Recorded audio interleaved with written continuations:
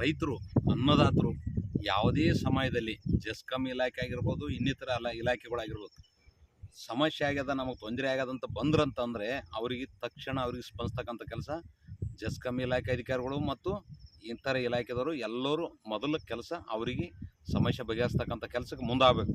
ಯಾಕೆ ಹೇಳಕತ್ತೀನಿ ಅಂದರೆ, ನಿಮ್ಮಂಗೆ ಅವ್ರಿಗೇನೋ ಮುನ್ಸ್ಬಿಟ್ರಂದರೆ ಅವ್ರೇನೋ ತರಕಾರಿ ಭತ್ತ ಗಿತ್ತ ಬೆಳಿಲ್ಲ ಅಂದರೆ ನಾವು ಮಣ್ಣು ತಿನ್ಬೇಕಾಗ್ತದ.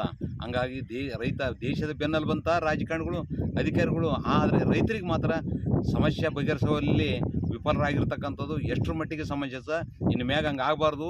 ಆಮೇಲೆ ರೈತ ಬೆಳೆದಂಥ ಬೆಳೆಗಳಿಗೆ ಎಲ್ಲಿ ಮಾರ್ಕೆಟ್ನಾಗ ಬೆಲೆನೇ ಸಿಗಲಾರ್ದ ಪರಿಸ್ಥಿತಿ ಅದ. ಹಂಗಾಗಿ ರೈತ ಇಷ್ಟೆಲ್ಲ ಆದರೂ ಕೂಡ ನೊಂದನು ಇಷ್ಟೆಲ್ಲ ನಮಗೆ ಬೆಳೆದ ಕೇಸಿ ನಮ್ಮ ಹೊಟ್ಟೆ ತುಂಬಿಸ್ತಾನಂದರೆ ಇದಕ್ಕಿಂತ ಹೆಚ್ಚಿಗೇನು. ಅದರಷ್ಟಾಗ ದಯವಿಟ್ಟು ಎಲ್ಲರೂ ಅವರಿಗೆ ರೈತರು ಅನ್ಯಾಯ ಅಂತ ಬಂದರು, ಸಮಸ್ಯೆ ಅಂತ ಬಂದಾಗ ತಕ್ಷಣ ಇತ್ಯರ್ಥ ಮಾಡ್ತಕ್ಕಂಥ ಕೆಲಸಕ್ಕೆ ತಾಲೂಕು ಮತ್ತು ಜಿಲ್ಲಾ ಮಟ್ಟದ ಅಧಿಕಾರಿಗಳು ಮತ್ತು ಇಲಾಖೆ ಸಿಬ್ಬಂದಿಗಳು ಮುಂದಾಗಬೇಕು. ಇಲ್ಲದಿದ್ದರೆ ಮುಂದಿನ ದಿವಸದಲ್ಲಿ ನಿಮಗೆ ರಾವ ಕಾಲ ಕಟ್ಟಿಟ್ಟ ಬುತ್ತಿ.